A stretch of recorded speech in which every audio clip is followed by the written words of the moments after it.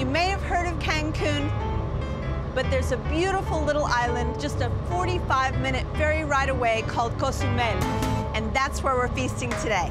That's not chamomile, is it? Fresh chamomile. Today's chefs de cocina are Santiago Kano. This is chamomile. Brown butter with chamomile sounds pretty all right. Sounds amazing. Yeah. And Jose Luis Hinostroza. Do you know what's better than brown butter? What? More brown butter. More brown butter. Yeah.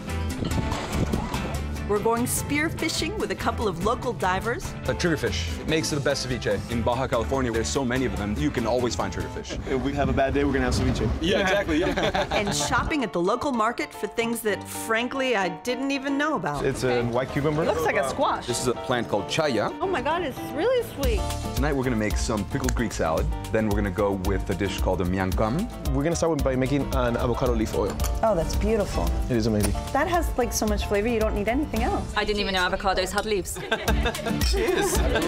Next on a Movable Feast with Fine Cooking Magazine.